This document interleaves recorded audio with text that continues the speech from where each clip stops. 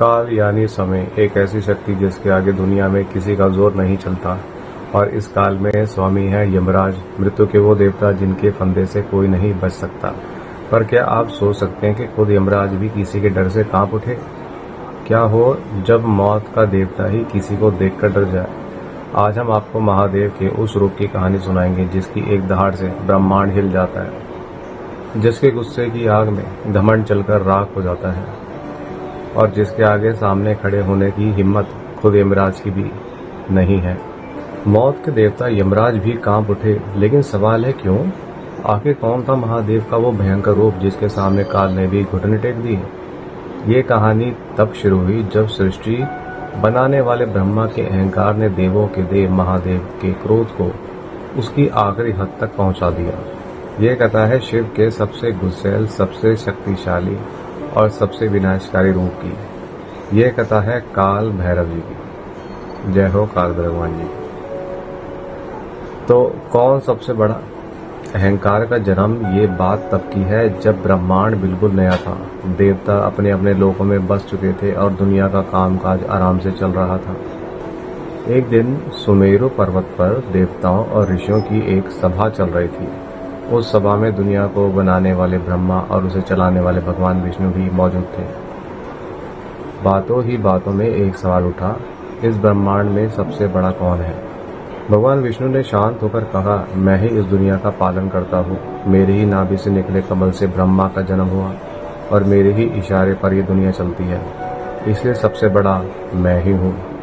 ये सुनकर ब्रह्मा जी को गुस्सा आ गया और बोले, विष्णु तुम तो मेरी संतान हो, इस दुनिया को मैंने बनाया है, मेरे बिना तो यह संसार होता ही नहीं, इसलिए सबसे श्रेष्ठ मैं हूँ। शिव पुराण के मुताबिक दोनों देवताओं में बहस इतनी बढ़ गई कि वेद भी परेशान हो गए। दोनों खुद को सही साबित करने के लिए शास्त्रों के हवाले देने लगे, लेकिन जब घमंड दिमाग पर हावी हो जाए तो दलीलों की कोई जगह नहीं बचती। ब्रह्मा और विष्णु की ये बहस अब उनके अहंकार की लड़ाई बन चुकी थी। तभी उन दोनों के बीच कुछ ऐसा हुआ जिसने सब कुछ बदल दिया। अचानक एक बहुत बड़ा चमकता हुआ खंबा प्रकट हुआ। उसकी रोशनी करोड़ों सूर्यों से भी ज्यादा तेज थी। वो खंबा इतना विशाल था कि न उसकी शुरुआत दिख रही थी और न कोई अंत। आसमान और पाताल दोनों उस दिव्य रोशनी में गायब हो गए थे। तभी एक आकाशवाणी हुई, आप दोनों में से जो भी इस रोशनी के खंबे का सिरा खोज लेगा वही सबसे बड़ा कहलाएगा। यह सुनकर भगवान विष्णु ने ये एक विशाल सुअर का रूप लिया और खंबे का निचला अंत खोजने के लिए पाताल की गहराई में उतर गए। दूसरी तरफ ब्रह्मा जी ने एक हंस का रूप बनाया और खंबे का ऊपरी सिरा खोजने के लिए आसमान की अनंत ऊंचाइयों में उड़ गए। हजारों साल बीत गए। भगवान विष्णु पाताल की गहराइयों में जाते रहे, पर उन्हें खंबे का कोई अंत नहीं मिला। उन्होंने अपनी हार मान ली और वापस लौट आए। उन्होंने सबके सामने सच कहा, ये खंबा अनंत है, इसका कोई अंत नहीं। दूसरी ओर ब्रह्मा जी भी आसमान में हजारों साल तक उड़ते रहे, पर उन्हें भी खंबे का ऊपरी सिरा नहीं मिला। जब वे थककर लौट रहे थे तो उन्होंने आसमान से एक केतकी के फूलों को नीचे गिरते हुए देखा। ब्रह्मा जी ने फूल से पूछा, हे केतकी, तुम कहाँ से आ रही हो? फूल ने जवाब दिया, मैं इस रोशनी के खंबे के शिखर से गिर रही हूँ, मुझे गिरते हुए ही हजारों साल हो गए हैं। तभी ब्रह्मा जी के मन में एक धोखा आया। उन्होंने केतकी के फूल से कहा, तुम मेरे साथ चलो और सबके सामने ये झूठी गवाही दे देना कि मैंने इस खंबे का शिखर देख लिया है और तुम वहां मेरे साथ मेरे माथे से गिर जाना। केतकी का फूल ब्रह्मा जी के धोखे में आ गया और झूठ बोलने के लिए राजी हो गया। ब्रह्मा जी सभा में लौटे और घमंड से भरकर बोले, मैंने इस खंबे का शिखर खोज लिया है। उन्होंने सबूत के तौर पर केतकी के फूल को पेश किया, जिसने झूठी गवाही दे दी। महादेव का गुस्सा और काल भैरव का जन्म।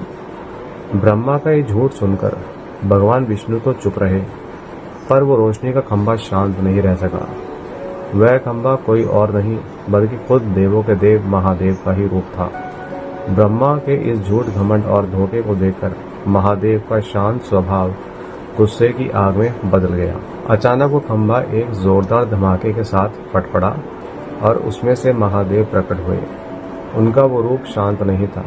उनकी 3 आंखें गुस्से से जल रही थी, बाल बिखरे हुए थे और पूरा शरीर आग की तरह धधक रहा था।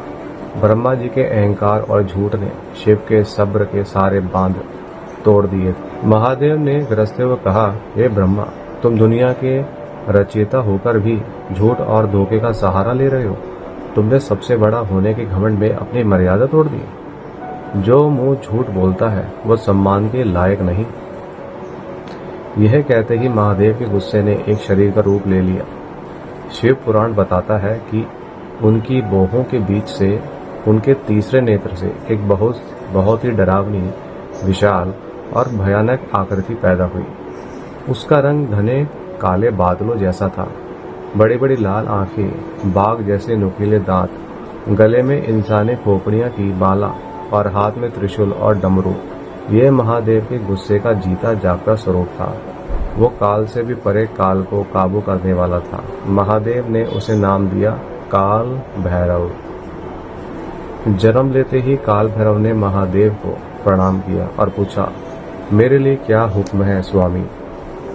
महादेव ने गुस्से से ब्रह्मा की तरफ इशारा करते हुए कहा, भैरव, इस घमंडी को सजा मिलनी ही चाहिए। इसने अपने 5वें सिर से झूठ बोला और मेरा अपमान किया है।